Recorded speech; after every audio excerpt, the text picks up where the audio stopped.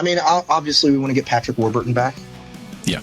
I don't know if you guys noticed, book 6, we have I got to direct him for a part in that, and wow, that was amazing. What a great guy, by the way. Was he aware that you were doing him when you met him? Well, I hope so. Yeah. Jeez, how insensitive if he didn't. No, I mean, that was a dirty joke. Sorry. Viva la Revolution, Carl. So on to the fun stuff. What? Oh, damn it, Donut. Hey everybody, welcome to Radio Labyrinth Presents. We haven't done one of these in a while. This is an interview episode. Somebody that Dustin and Jeff and I like, and hopefully Steph will grow to like as well. His name is Jeff Hayes. He's an acclaimed voice actor and audiobook narrator, best known for bringing the Dungeon Crawler Carl series to life. With a dynamic range and a talent for immersive storytelling, Jeff has built a devoted following through his engaging performances. As the founder of Soundbooth Theater, he has pioneered innovative approaches to audiobook production, incorporating full cast, narration, sound effects, and music to enhance the listening experience. His versatility and passion for storytelling have made him a standout figure in the world of audiobook narration. Now, that introduction does not really do him justice. We've already interviewed him, and we're recording this afterwards to peel back the curtain and all that. Fascinating man, inspirational to me. So we hope you enjoy this. And here he is, Jeff Hayes. So how you guys doing? Good. How you doing? Good. We all excited to talk to you, man. We've had months on our show of Dustin talking about the books, and then I think Jeff got into them, and then I got the first one on Audible, and you're in a minute, not even a minute, I'm laughing and going, all right, I'm going to listen to all of these probably very quickly. When Matt first brought it to me, he just brought the juicer scene. You know, that was what he requested on my show, on my show Soundbooth Theater Live. And I loved that so much, but I just thought it was a goof. I thought that the whole book was just going to be a goof. But it's so much more. It's so much more than just a silly little comedy with drug-inspired visions. It's really something, and it's really evocative of our time, and I think it really brings a lot of important questions up about humanity and culture and civilization and everything. So I was very, very surprised myself just how deep it could go and how attached I would get to the material. So LitRPG is kind of came out of what 5 or 6 years ago started, and this is it's becoming a booming new genre, and you, I think, are at the forefront of that, not as an author, but I think as a mouthpiece for that. Is that what you want? Is that something that you want that, or is it something that you would like to separate yourself from? Well, first of all, I would say that LitRPG really it really started ramping up in 2015. Oh, okay. And that's just about when I joined. It's just about when I hopped on board with my first LitRPG audiobook, Other Life Dreams. It is a crazy genre. What's really interesting about it to me is I think it's commentary on fiction and culture altogether. I think it's meta. Mm-hmm. Yes. Right. And that's what I like about LitRPG. The problem with LitRPG, and I don't even know that I would call it a problem. It's probably just because it's still early in its life.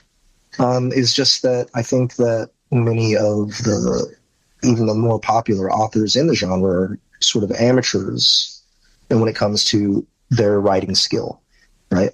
And that's because it's very much a genre that a very large portion of the reader or listener base, this is their first try at reading recreationally. They're not used to reading as their way of entertainment. They're used to reading as just cruising the internet and talking to people, or reading nonfiction, they associate reading long form with school, and no one wants to associate something they like with school, right? So I don't know if you narrated a math book or a history book, I think I would be able to listen to. Yeah, for sure. I don't know if I'd be able to stay awake, but That's true. It depends on how much they pay me. But I'm not in any way ashamed of the LitRPG genre. I think it's fresh and new. There's a lot of schlock out there, but I don't think that proportionally it's much worse than any of the other pulp genres like fantasy or sci-fi or sci-fantasy or romance or anything like that. I think that one reason that it gets a bit more flack than the other pulp genres right now is I think that a lot of people resent it when men find pleasure in something a lot of the time. I think that's a kind of a big deal lately. Is anything that serves men is seen as a problem. Yeah, I hate in it. our culture lately. Well, thanks, Steph. I appreciate it. Really, I don't know anything about anything, and I would like to ask, what does RPG stand for? Role-playing game. Okay. Yeah.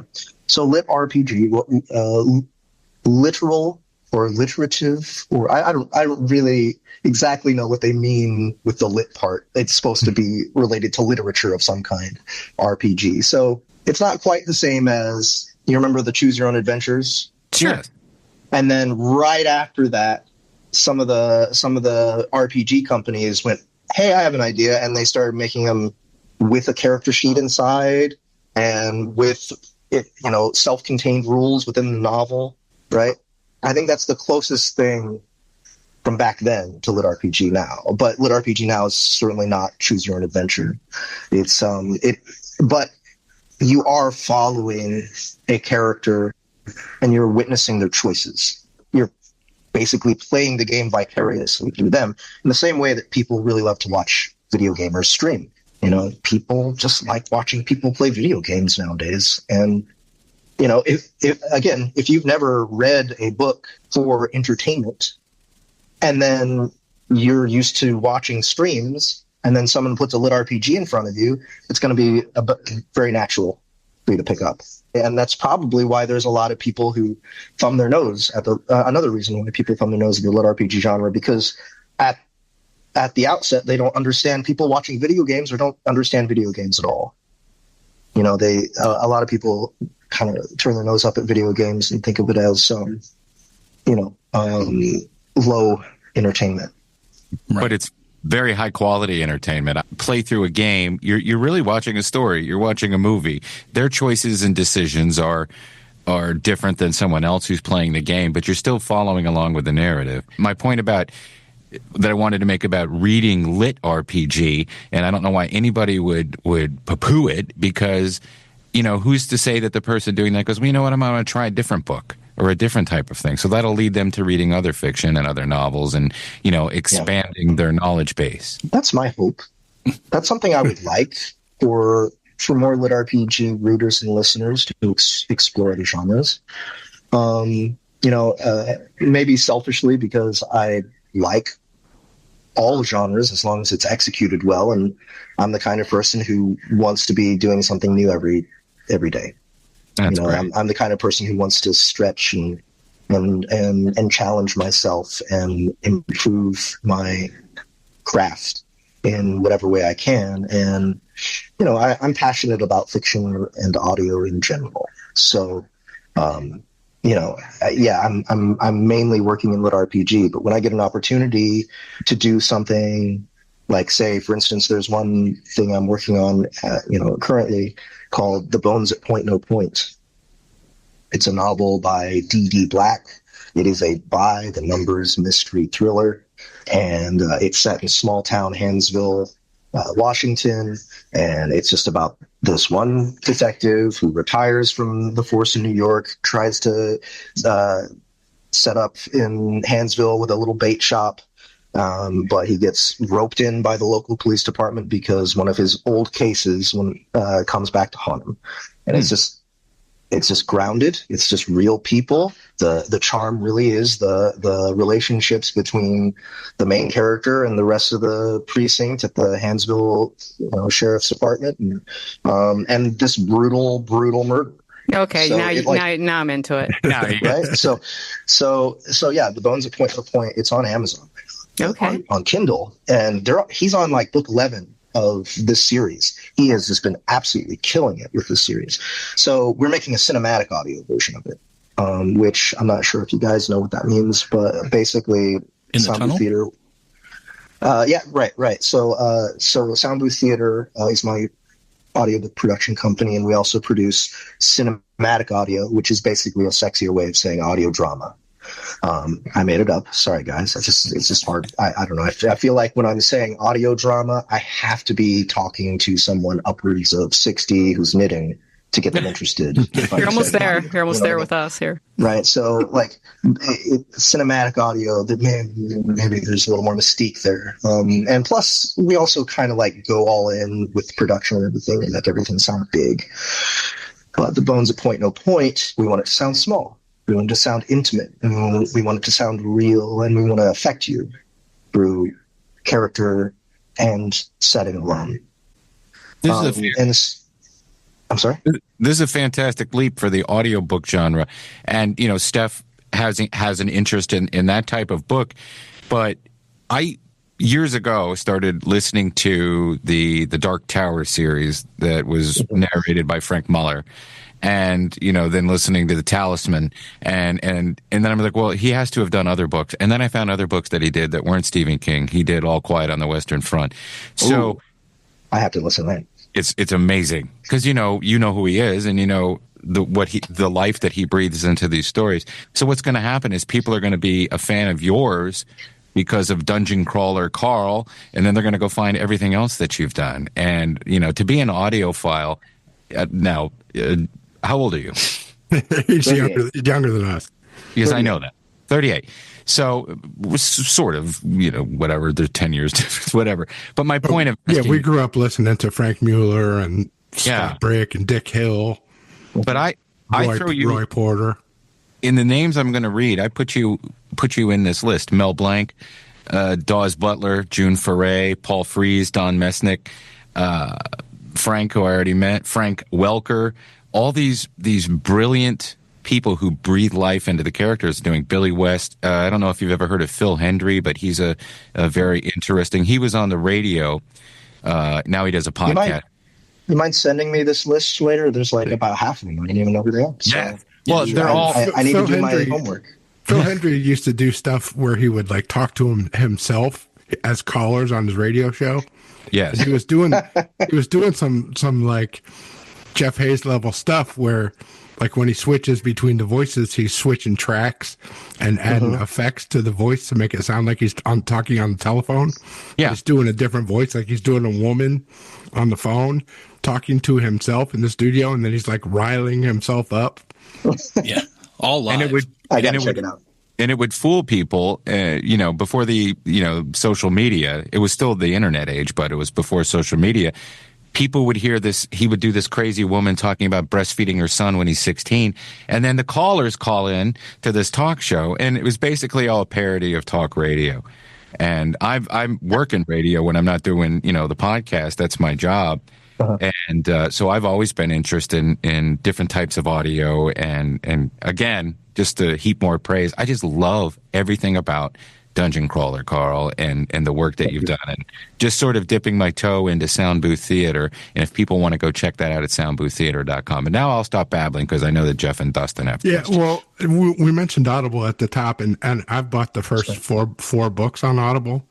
But now I've come to understand there may be someplace else that would be better for you if I bought the rest of the books there. So tell me about that. Absolutely. Well, first of all, the classic audiobooks, the ones that are just me or me plus a guest or two, those are going to be exclusive to Audible for a long time. We made a 10-year deal with them. So the regular audiobooks are going to be on Audible there.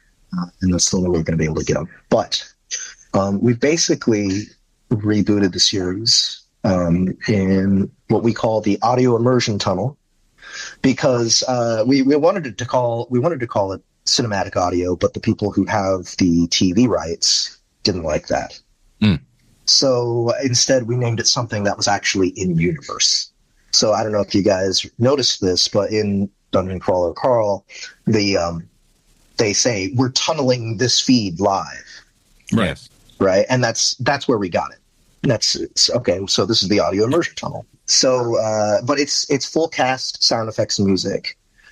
So aside, like, I still play Carl, I still play Donut, the AI, and Mordecai, but I'm doing everything I can to recast the rest of the characters to people that are in my company, other actors in my company, other actors outside my company. I have yet to do it, but I'm going to be calling up Felicia Day pretty soon to see if she wants a part. Nice. Yeah, I mean, we're doing full cast sound effects and music, and a third of the budget of the first season was music. There's like over 100 minutes of music, maybe. Wow. It's kind of like 5 different composers, including me. We really attacked this thing and tried to make it, just bring it to life even more. I've heard them talk about Donut so much, this crew. I still have not heard the book. I wanted to know if you could do Donut. Like, can you just do Donut right now so I could hear it? Well, Donut, Princess Donuts, she has this sound about her, you know, like very, very posh, but it's like she's kind of a middle-aged lady from the UK, but also she's very hip. Like she knows all the lingo that the kids are using nowadays. So, yeah, that's Donut. She's a whole lot of fun. She's definitely one of my favorite characters to voice, period. Carl is still my favorite for the series. Right. Because he's the most challenging. Carl sounds like Patrick Warburton. Right. Was that on purpose? At least at first. Yeah, absolutely. Okay. Yeah. But I mean, like Matt showed, or like when I saw the cover, I was like, oh, I would cast Patrick Warburton to play that character. Boom. All right. Done. Right? Like is easy. But you know, as the book has gone on, and as I've discovered more and more of who Carl is, the voice just eventually changed, and maybe you won't notice because it's gradual. But if you actually listen to book 6 and then listen to book 1, you'll hear a huge difference. Yeah, I noticed the difference. Yeah, I noticed you drifted away from a Patrick Warburton because I went back and started like listening to him in interviews, trying to like match it up. And at the first you do, but you've created your own version of that. It's also a lot more heartfelt. I'm in the middle of Butcher's Masquerade right now, and just the interaction between the very meaningful, and I won't spoil the scene for them, but the interaction when Donut blows up in the interview. Yeah, that between those two, I've watched you record, and it's very interesting how you record. Am I to believe that is Carl done a piece at a time? Is it hard to do Carl for a running paragraph? No. So I will say that Carl's voice is hard to do compared to my regular voice. So whereas with my normal narration voice, I could probably sit in the booth and record for 6 to 8 hours. 5 hours with Carl is a challenge. Like, it'll start deteriorating around the 4 hour mark. Because his voice is so deep and so round, right? I have to sound bigger. I can't just sound deeper. I have to sound bigger. And there's also the weight of his emotions are taxing, I think, to perform. But no, when I'm recording an audiobook, I'm just going straight through. All I'm doing is changing tracks. For that scene in particular, the reason that I had to stop and that I had to come back and re-record Carl's voice is because my throat was clenching up with emotion because of Donut. Right. Donut's just having at it. Right. And like you could see it in the video. Yeah, I was squirting a few. Right. You know, it was a really intense emotional scene.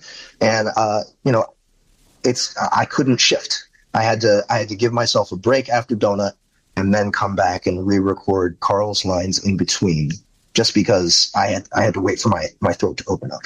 I did an audiobook, a science fiction book, and I'd never done it before. And I used a studio at the radio station, and I decided the best thing to do, and again, I didn't do any research, which I should have. I said, the best thing to do is just do all the narration first and then go back into and record all the dialogue. So I did that. And when I was all done, I went back in and started recording the dialogue and then cutting it and splicing it into different tracks in Adobe Audition. And within 2 minutes, I said, I made a mistake. and I had to start over.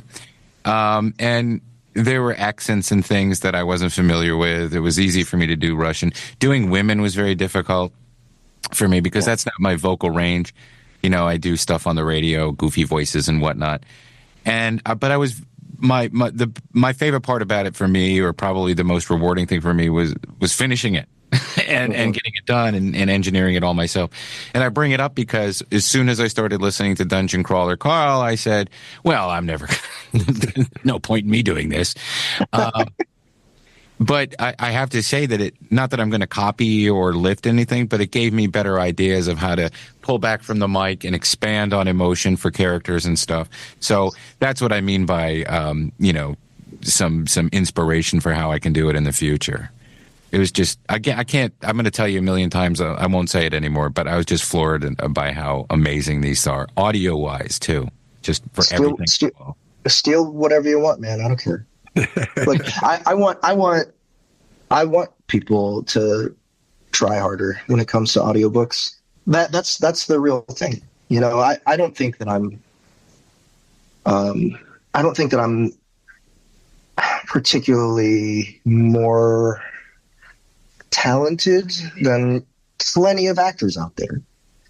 But a lot of those really talented actors are working in different fields. Mm-hmm. You know, and if they would just come to audiobooks, they'd probably maybe not do the same thing that I'm doing, but maybe have the same or even more impact on their listeners and on the product itself. What I want really for people to take from what I'm doing is to own their work and not just be a hired gun to come in and do a job. This isn't a job for me. This is my art. This is my craft. Yeah.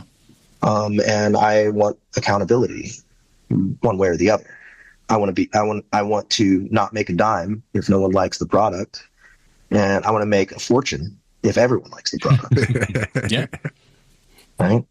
And you mentioned the TV version. Have they come to you to try and get you to play some characters on the TV show? They came to me with a very non-specific, like, hey, we're thinking of you kind of thing. If you could only play one, who would it be? Carl? Donut. It would be Donut. Yeah, I mean, like, it's from what I hear, they're leaning heavily towards live action. So Carl would have to be whoever's playing Carl. Right. But Donut is going to have to be animated no matter what. But, you know, a lot of people would prefer I do the AI if it was just one. I don't, to be honest, I'm not that in love with my AI performance. I think it plays itself. It's just that character has evolved and since it has in the first 4 books I've noticed it. Yeah. Yeah. I started it with doing an impression of the Price is Right announcer guy. Yeah, the Come On Down guy. Yeah. I think so. Not the host, but the voiceover. Yeah. And then eventually he just kept going up higher and kept going up higher until he just like starts to sound like as I don't know. I don't even know what he sounds like. He's just got this smarm about him that just takes over the voice, and I can't maintain that deep game show thing. He's just such a dick. and a perv. And a perv. Yeah. I think it's those two things combined that just dragged my voice out of that game show announcer zone and got me into that kind of creepy used car salesman. I don't know what it's supposed to be. I texted Dustin earlier today because I'm in book 3, and I said, am I wrong about this? Is Ellie sort of vocally based on Roseanne Barr? No. It's funny. A lot of the time, sometimes I do aim at a celebrity, but sometimes I just find a voice that I like and I just keep them in my toolbox. I keep them in my troupe of actors in my brain. Right.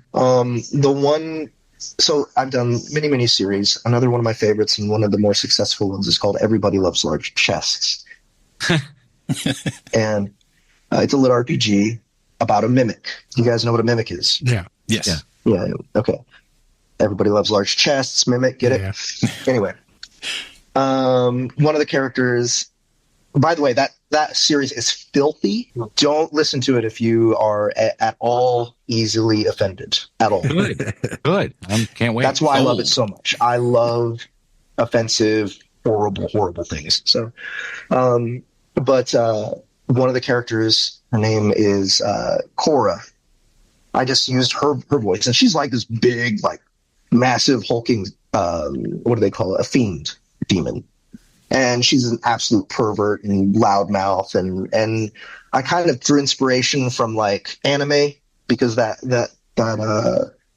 so like the big tough women from anime, and then I just took that voice and then I aged her up, and that's it. Wow. Add some more texture. That's it.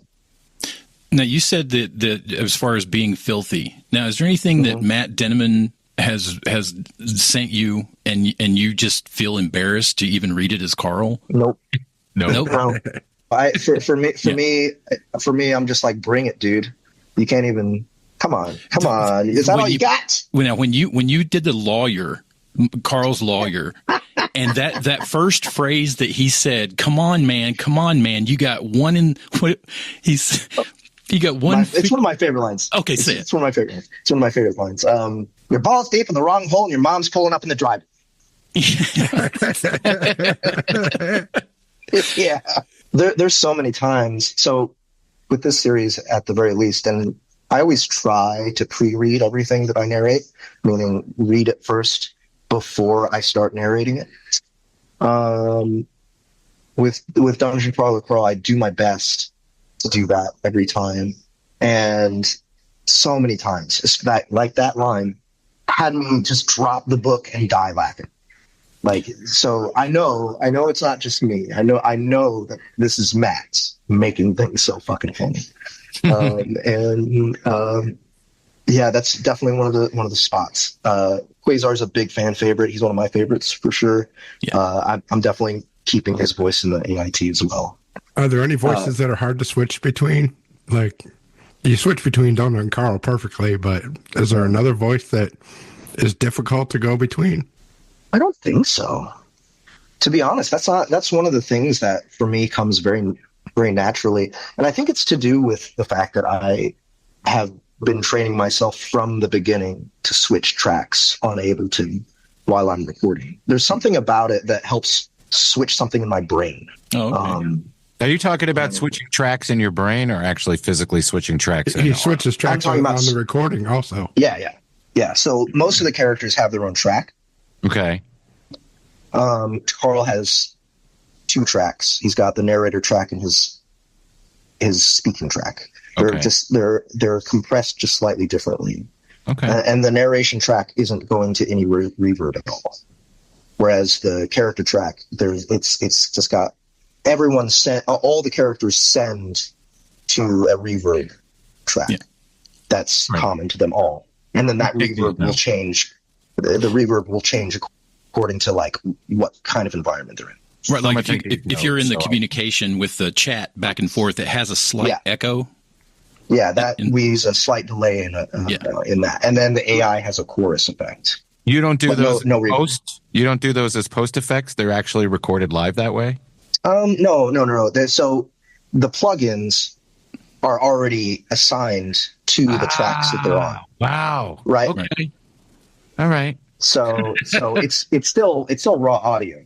It's just going through the plugins in the tracks. No, that's great. And it's really easy to organize. It's really great for the engineers, and then the engineers go in and they make it sound even better. So, how far do you think you would make it in the dungeon if you were in the dungeon? Yes. I don't know. I might make it to the third floor. No, I'm not the fourth. I might make it to the trains. Yeah, I think maybe. I don't know. I'm kind of scrappy. I'd be able to make it certain amount, but.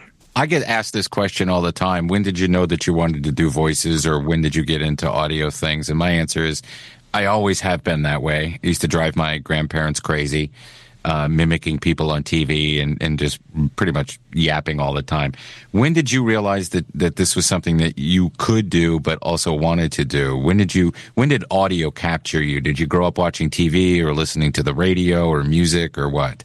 Movies, animation, video games, those all are deeply ingrained in me and were part of my formative years. Did you mimic your high I was a school mimic teachers? for sure. Not my high school teachers, but definitely the radio, definitely commercials, definitely cartoons. And it was mainly out of disdain. Really? It's mainly just like, oh, I fucking hate these commercials. Yeah. But, I think that acting was always something I was sort of interested in, but never really educated myself in.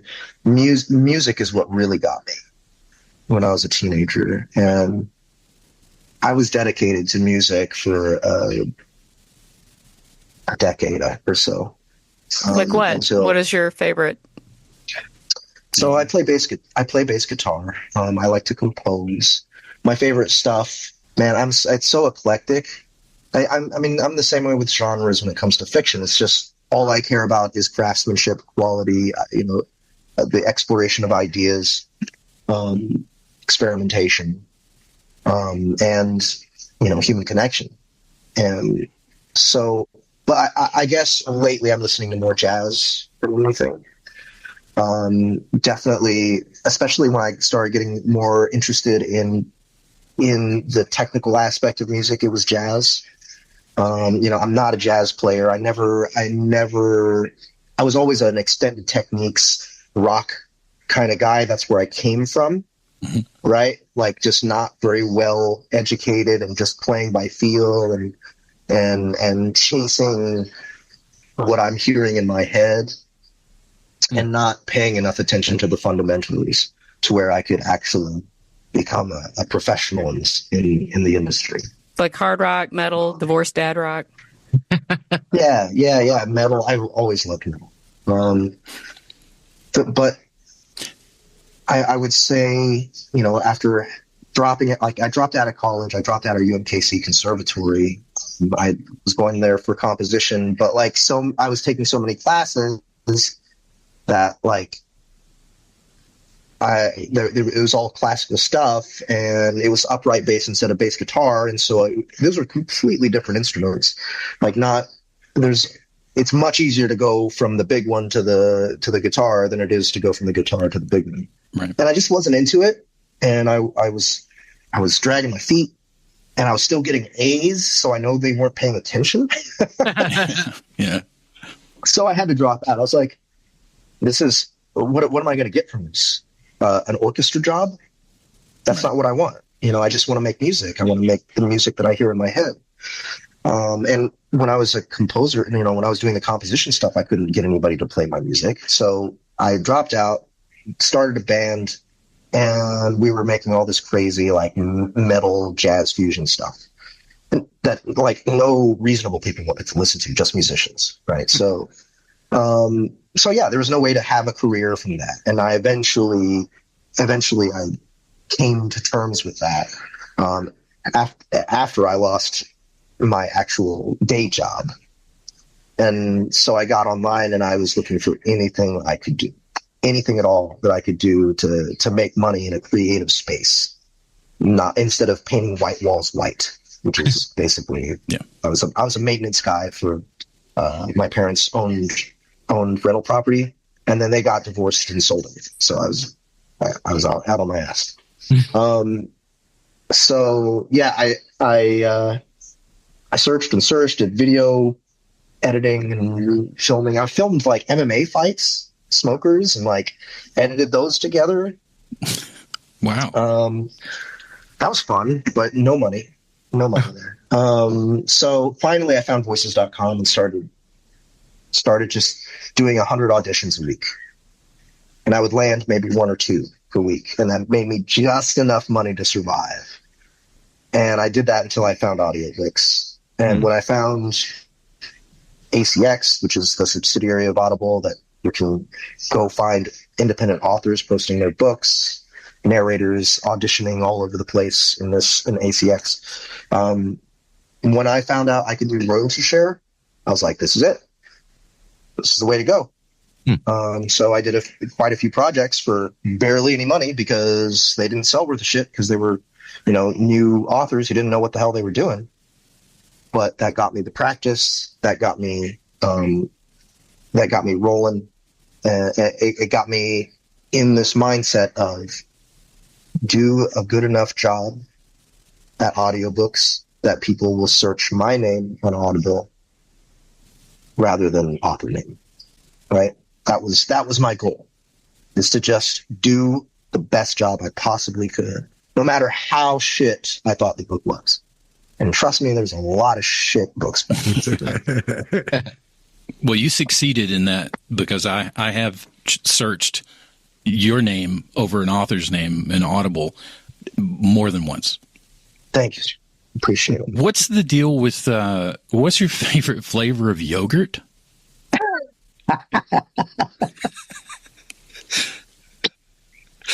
All right, this is a Reddit question because I do live stream myself narrating, and the first 30% I put on YouTube. The last 70% I only do it through Discord so that it's not recorded. And this is something that's important because Audible, it's an agreement I have with Audible. Okay, it's only the first 30%. But I got to this one character that Matt described as sounding like he was gargling yogurt while he was talking. So there's no more authentic way to do it. There's like a fun Pornhub Photoshop out there of it. You can find it on Reddit. It's hilarious. All right. What was the favorite flavor? Coconut. Me too, Chobani. That's my favorite. Chobani? Okay. For me, it's Sigis. Sigis? How do you pronounce it? It's the skier. Yeah, there's just there's not enough sugar in that for me. I don't want the sugar. I know. You shouldn't have it. It just doesn't taste as good. You talking about skier, that yogurt? Yep. Skier. Yeah, I like the Icelandic kind that's not too sweet, and it's just blah, blah, blah. Hey, you mentioned Felicia Day. Is there anybody else that you're dreaming of working with? I mean, obviously we want to get Patrick Warburton back. Yeah. I don't know if you guys noticed, book 6, we had I got to direct him for a part in that, and wow, that was amazing. What a great guy, by the way. Was he aware that you were doing him when you met him? Well, I hope so. Yeah. Jeez, how insensitive if he didn't. No, I mean, that was a dirty joke. Sorry. I told him that I used his voice as inspiration for the main character, and that's why it was important that we cast him in this role. And he seems to like that. But he was a delight to work with. He was such a professional and seemed to genuinely want to do the best job possible. I always assume that Hollywood people are going to be stuck-up assholes, but Patrick Warburton was a very kind, genuine person. What voice work of his do you like the most? Let's see. So probably Kronk from The Emperor's New Grief. Mm-hmm. Also, of course, the Tick, the live action Tick. And Venture Brothers. What was this? Brock Sampson. That's what I was Brock waiting. Sampson. Yeah, Brock Sampson. It's my favorite animated series of all time. I love that show. And his character goes from being this maniacal, stab everybody, kill everybody in the first season to actually having a very interesting arc. But yeah, he's amazing. So I'm glad that he appreciated it. And again, before I even looked into anything, I just started listening to the first book. I felt that it sounded like Patrick Warburton a little bit. And then again, I'm only on 3, but I can tell how it evolves. Not so drastically as Mordecai, though. I love it. Mordecai has a different. Mordecai changes form every level. Level. Yeah. Yep. I love it. And so, I was going to say book 8.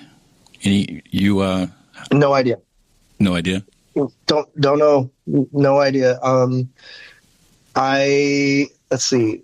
We're bothering Matt about writing something original for us. I'm not going to reveal too much about that. But it shouldn't take him too long.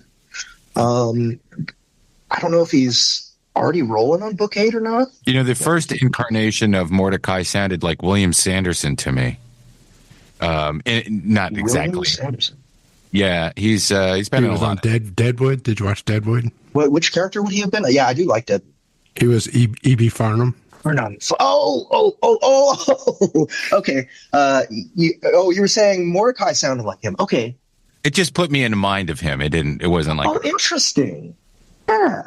I would like to steal that guy's voice. Maybe I'll try.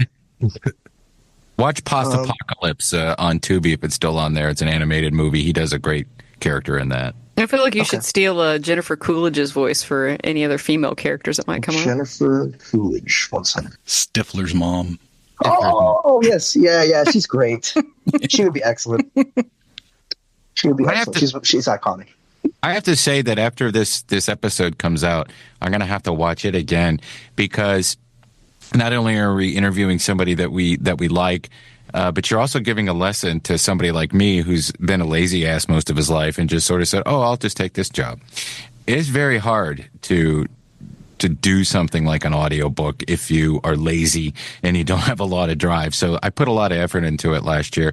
But again, listening to the stuff that you've done and sort of your philosophy is like, yeah, well, all right, get back on Backstage and send in 500 auditions a week. Because you're not going to get the first one and then you get rejected. I think last year I got 3 unpaid things, but I'm very proud of those 3 things. And, and that's just so. Again, I appreciate you. Yeah. You know, a youngster like yourself can inspire somebody in their early 50s. It's pretty cool. Well, so I mean, let's remember that I was, I didn't really have a choice. Right? Like it was either do these auditions or go get a job at Domino's or some shit. I would go get the job at Domino's because it's easier. Can't do that. I know. That's not easier. How's that easier? Well, if you're lazy, the that's easier for me because I don't know. But I work in radio every day, and I have to think all the time. Like today, I kind of screwed up my voice doing RFK Jr. And oh man, I gotta steal that guy's voice too. Holy shit! Well, it's very easy to do. Or just what? I got to ask one more question, and these guys have a lot too. How did you get Critical Drinker? Was he a fan that he asked, or were you guys fans of him? No, I was a fan. I came up to this character who was a drunken dwarf, and I was like, I wonder if I'll do it. Yeah. Actually, Sin of Sin's Corner, she's a YouTube movie reviewer. She was the first person I ever hired as in my company. She's a proofer, and now she's like, her new title is, was it Chief of Staff to the CEO? She's basically just like my gatekeeper, and she manages my schedule and everything. I'm very much a spacey person, and also just incredibly busy. So I need people to do things that you wouldn't think you'd need people to do. But like, she has her own movie review YouTube channel, and she became friends with the drinker, and so it was kind of an easy person to reach out to. And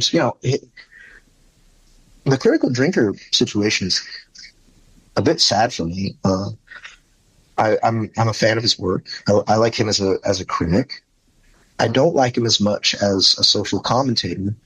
Not so much because of his point of view, but just I don't like the points of view of the people he associates with. you know, like the guys he's always on streams with, I don't know, maybe it's not even really what they're saying, but how they're saying it that just like turns me off. I don't usually watch his streams because I kind of got that same vibe. I like to watch his reviews and his talking about movies and TV.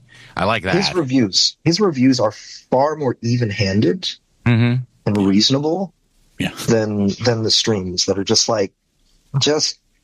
fucking, I don't know. It's just it's like a bunch of like old biddies, you know, like talking at the salon or something. It's really fucking annoying.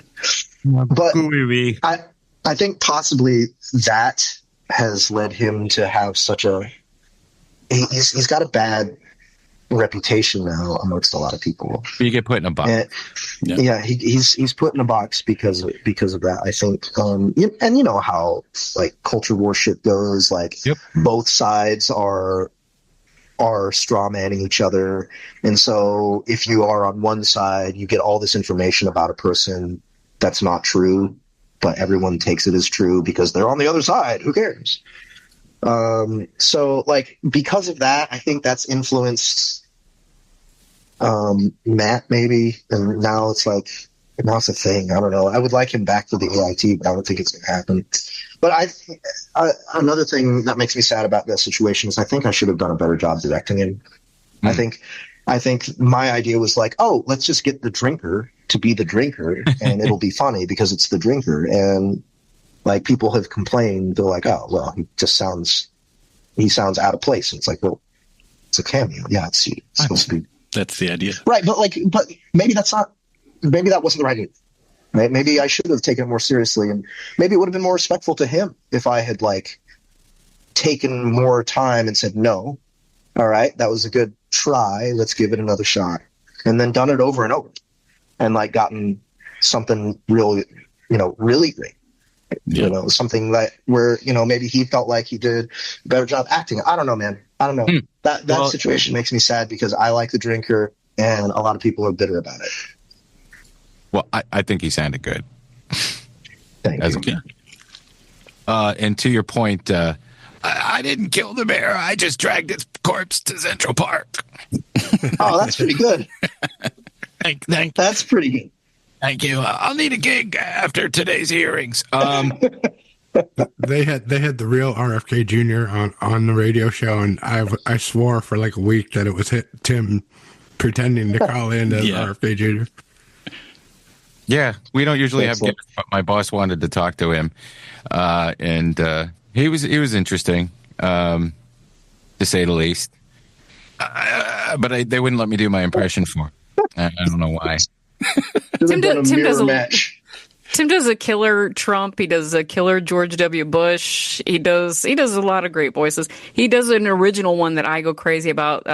Shelby Foote, the Civil War reenactment dude. The documentarian. The documentarian, Shelby Foote. May he rest in peace, Shelby. May he rest in peace. That's what I do for a living. But, again, at my age, if you're out there watching and you're listening to this and there's something you always wanted to do, but you're too lazy to do it, listen to Jeff Hayes inspire me to actually get off my ass and work a little bit harder on things, which is what is happening tonight. So I'm going to have to watch it again or watch it when it's out in order to reinforce that. I also have a tour of motivational speeches coming up here in the fall. It's only $500 a person. I'll be there. I'll be there. Come back on and advertise it. Watch out for that. Watch out for dates. Yeah. You and Tony, what's his face? Hi, it's Tony. Tony Robbins. Tony Robbins, yeah. I'm on TikTok now. On TikTok. He's my driver now. He's my chauffeur. Good. So he can give you life lessons before he drops you. Exactly. He can tell me what to actually say up there. Yeah. Other projects have to be reaching out to you though, like video games and movies and TV shows. Yeah, some video game people. It's not like I'm getting flooded or anything, but all of those types of opportunities I'm looking forward to taking advantage of. I would say voice acting is what I'm best at. It's not what I'm most passionate about. It's the sound in general. It's the music. it's making the soundscape. It's the broader production. And so if I can get Soundbooth Theater into movies, into animations, into video games, that's a dream. That's a big dream. Also, getting my brand out there right now is really important because, my platform, I built it at first in order to just be able to sell certain things on the side for a better percentage. But it's evolved to a point where I think that I would like it to, at some point, become our primary source of income. Audible is just... Yeah, Jeff Bezos is lining his pockets with your money. Yeah, basically. Mm-hmm. And, they just told us that they're going to be squeezing more out. Oh, I mean, thankfully... It must be hurting. Yeah.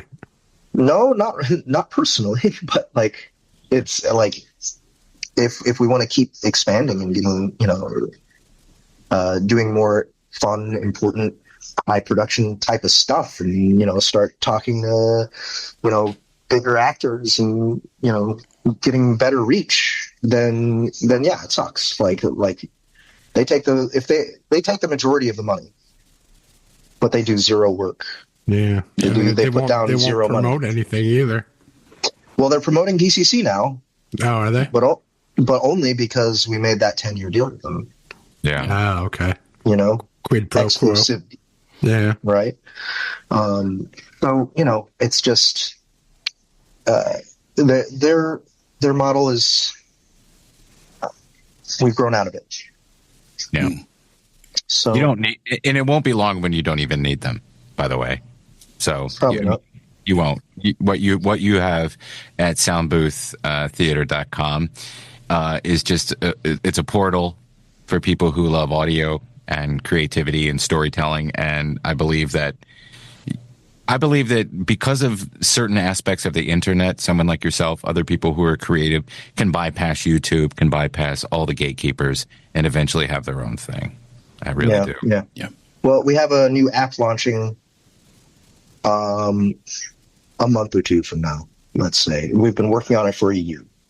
No. The app that we have right now is a little frustrating. But the new one is smooth. It works really great, and we're just doing everything we can to make it perfect. And when it comes out, we will promote the hell out of it for you for free. That'd be great. I really appreciate that, guys. And tell everybody where they can find all your stuff online and where they can find you and all that stuff. So soundbooththeater.com is where our independent audiobook market is. You can find our app on both iOS and Android. Just search SBT Direct or Soundbooth Theater. You'll find it. If you guys want to talk to Soundbooth Theater, we have our newsletter. First of all, if you want to get updates, our newsletter's on our website as well, soundbooththeater.com. But also we have our YouTube channel, Soundbooth Theater Live. You'll be able to watch us do streams. Let's see, next Wednesday is we do 4-month seasons where we do a weekly streaming show. So that next season is about to start next week. And it's like a variety show. You get notifications in the email because I signed up for the newsletter this week. Yep. Awesome. Yep. It will tell you what the next thing is. We're all over the place. Discord, you can find us there. r/Dungeon Crawler Carl is where I spend a lot of time. Oh, yeah. And for the old people, you're on Facebook, Instagram, and X, right? That's right. Yeah, I'm personally on X. I don't think really Soundbooth Theater has a presence there, but I am. Facebook is actually probably where we interact most. And that's another Facebook group, Soundbooth Theater Live. So nice. Well, Jeff, thanks for taking the time to do the interview with us, and hope put in a good word with Matt for us too. We'd love to have him on sometime. Will do. Yeah, will do. And we'd love to have you back sometime. And again, it's just amazing talent, a very fun and exciting and interesting audiobook to the audience out there. If you haven't listened to it, go get it right now, and check out soundbooththeater.com. Jeff Hayes, thank you for coming on the show. Thank you guys for having me. It was a blast. That was a lot of fun, man. Steph, did you enjoy talking to him? You got to ask some questions. I did. He's such a cool dude and very knowledgeable, and I learned a lot. Yeah, you're going to listen to that audiobook series he was talking about, with the stabbings and the murders and the whatnot? I just am going to have to go back to Audible. There's just like one sub that I've let go, and it just seems like I'm going to have to go back there now. Or maybe check out Soundbooth Live. There might be another way of getting that. Soundbooththeater.com. Yep. And today, as this episode comes out, which is Wednesday, something starts live again, right? What was that he was saying? Tonight they start the new. They do a live show every Wednesday night, and this is their second season starting tonight. So check that out at soundbooththeater.com. Thanks again to Jeff Hayes for joining us. We hope you liked this bonus episode this week. We love doing the interview episodes. When they're shorter, we put them in the regular show, but we had so much fun talking to him that we talked for a long time, so we put it out as a special one-off episode. I guess until next time, please remember to keep it canon. Damn it, Donut. Lift up the receiver, I'll make you a believer. Take second best, put me to the test, bring me to the